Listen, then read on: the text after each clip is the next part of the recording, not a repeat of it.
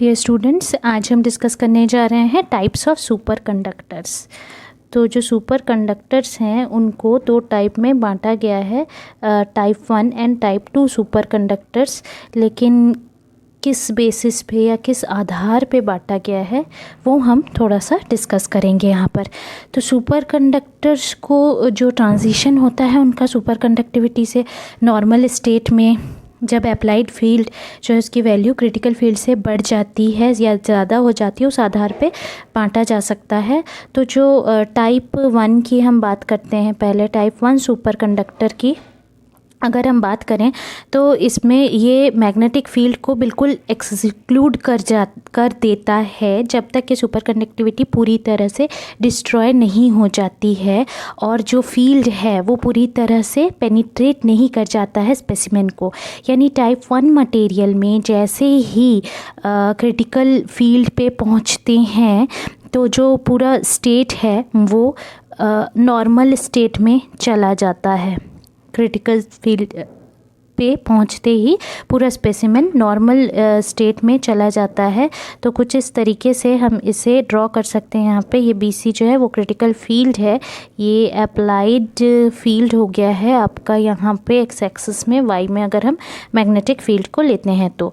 और ये जो हम बात कर रहे हैं इसके एग्ज़ाम्पल में हम कह सकते हैं कि जैसे एल्यूमिनियम होता है, लेड होता है, कैडमियम होता है या मरकरी होता है, इनके केसेस में ये वैल्यूज़ हमको मिलती हैं। ठीक है, और ये हम स्पेसिमेन का शेप जो है वो कैसा रखेंगे, यहाँ पर सिलिंड्रिकल रखेंगे। और जो BC है यानी क्रिटिकल फील्ड है, BC की वैल्यू हमेशा इतनी कम होगी टाइप 1 के लिए कि ये कुछ ही एप्लीकेशन में यूज़ किया जा सकता है, जैसे कि सुपर कंडक्टिंग मैग्नेट्स के लिए कॉइल बनाने के।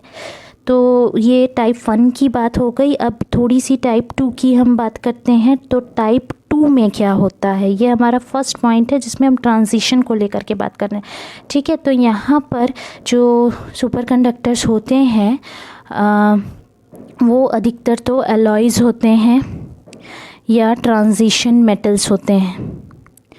ठीक है, अलॉयज़ और ट्रांजिशन मेटल्स होते हैं जिनकी रेजिस्टिविटी की बहुत ज़्यादा हाई वैल्यू होती है नॉर्मल स्टेट में। ठीक, यानी कि जो मीन फ्री पाथ है नॉर्मल स्टेट में वो बहुत छोटा होता है।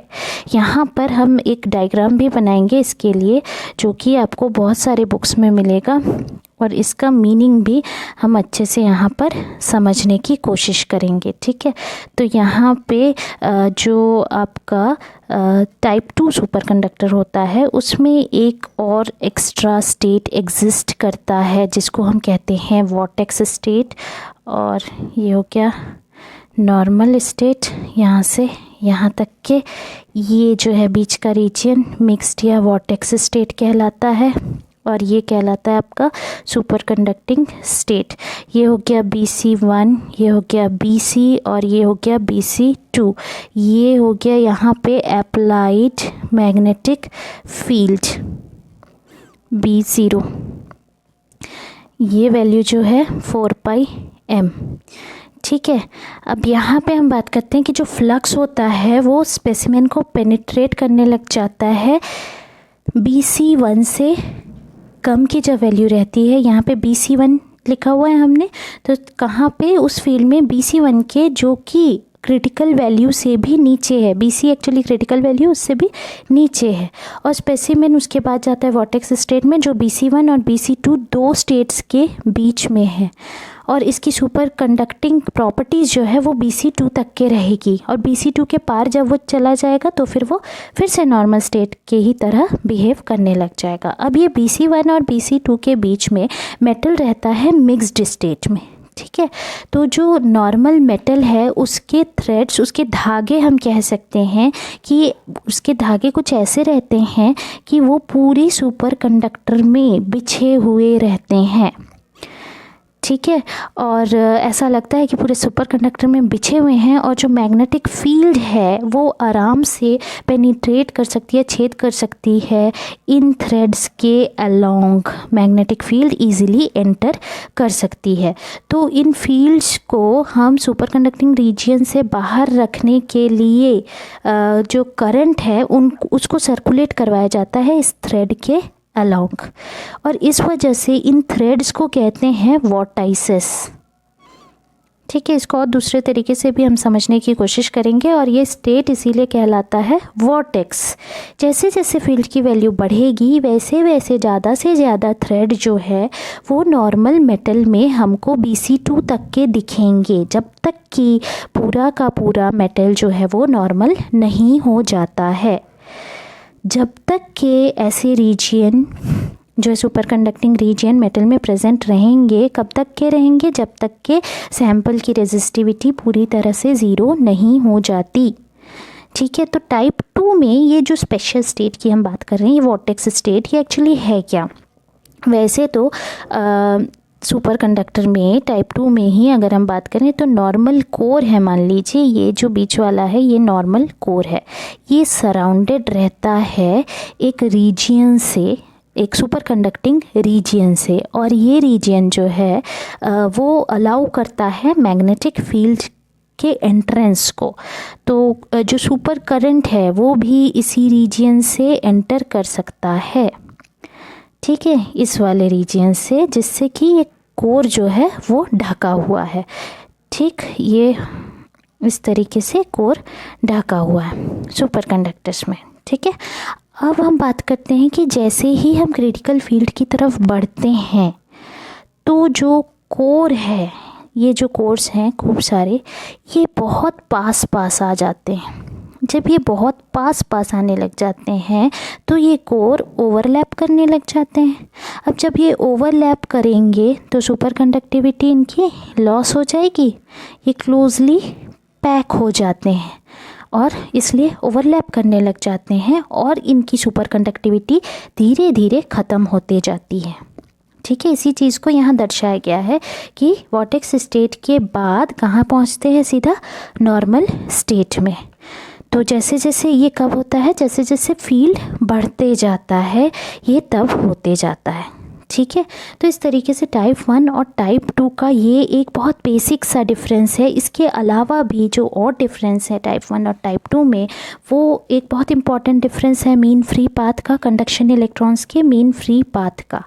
ठीक है, जो पाथ दो कोलिजन के बीच में इलेक्ट्रॉन ने जो डिस्टेंस तय किया वो कहलाता है आपका मीन फ्री पाथ।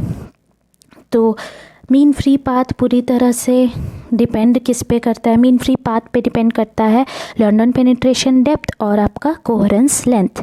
तो टाइप 1 टाइप 2 में जो लंडन पेनिट्रेशन डेप्थ लैम्डा है, लैम्डा, और जो आपका कोहेरेंस लेंथ काई है, ये दोनों की वैल्यू या इनका जो साइज़ है वो ये डिसाइड करता है कि टाइप 1 होगा कि टाइप 2 होगा। अगर काई की वैल्यू बड़ी होगी लैम्डा से तो आपका जो सुपर कंडक्टर है वो होगा टाइप 1, या k इज इक्वल्स टू हम इसे कहें लैम्डा अपॉन काई लेस देन 1, तो ये होगा टाइप 1।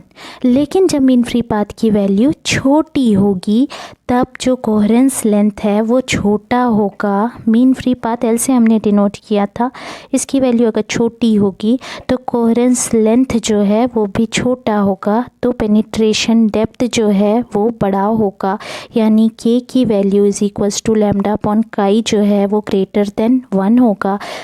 तो फिर हमको सुपर कंडक्टर टाइप 2 का मिलेगा। कुछ मेटल्स को हम टाइप 1 से कन्वर्ट कर सकते हैं टाइप 2 में।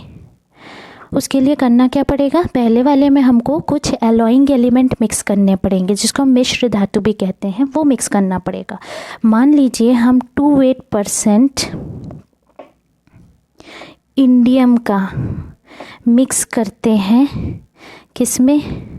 लेड में। तो लेड जो है वो टाइप 1 से 2 में कन्वर्ट हो सकता है। ठीक है, तो इस तरीके से हम चेंज भी कर सकते हैं। नेक्स्ट जो है हमारा डिफरेंस वो ये है कि जो आपके पास सुपर कंडक्टर है टाइप 1 का सुपर कंडक्टर, उसकी सरफेस एनर्जी हमेशा पॉजिटिव होगी जैसे जैसे मैग्नेटिक फील्ड की वैल्यू बढ़ाएंगे, और टाइप 2 की सरफेस एनर्जी नेगेटिव होगी जैसे जैसे हम फील्ड को बढ़ाते जाएंगे। ठीक है, टाइप 1 सुपर कंडक्टर की ही तरह टाइप 2 को हम वायर के फॉर्म पे बना सकते हैं, वायर के फॉर्म पे मोड़ सकते हैं, कह सकते हैं, क्योंकि और ये जो है ये लार्ज सुपर करंट को कैरी कर सकते हैं। 10 टेस्ला तक का करंट ये कैरी कर सकते हैं। सुपर फील्ड 10 टेस्ला का अगर हम लेते हैं उसमें भी करंट ये कैरी कर सकते हैं, जिससे strong field super conducting magnets बनाया जा सकता है। जो टाइप 2 मटेरियल्स होते हैं, 2 वाले जो मटेरियल होते हैं, इनको हीट दे और कोल्ड दें, दोनों दे करके, दोनों में से कोई भी एक कहें हम, दे करके हम इनमें डिसलोकेशन इंट्रोड्यूस करवा सकते हैं। डिसलोकेशन यानी जो एक क्रिस्टल डिफेक्ट होता है वो डिसलोकेशन इंट्रोड्यूस करवा सकते हैं। तो उससे क्या होगा कि जो क्रिटिकल करंट डेंसिटी है उसकी वैल्यू इम्प्रूव हो जाएगी, और इसीलिए ये कहलाते हैं आपके हार्ड सुपर कंडक्टर। और जो मटेरियल टाइप 1 का होता है वो सॉफ्ट कहलाता है। तो मटेरियल जो डिसलोकेशन फ्री होगा वो सॉफ्ट कहलाएगा, और उसमें टाइप 1 आते हैं, लेकिन कुछ टाइप 2 मटेरियल्स भी उसमें आ सकते हैं। तो इस तरीके से जो टाइप 1 और टाइप 2 है उनको हम डिफ्रेंशिएट कर सकते हैं कि टाइप 1 की प्रॉपर्टीज़ क्या होगी और टाइप 2 की प्रॉपर्टीज़ क्या होगी। तो आज के लिए इतना ही। अगर यह वीडियो आपको पसंद आया तो शेयर, लाइक, सब्सक्राइब करना ना भूलें। Thank you.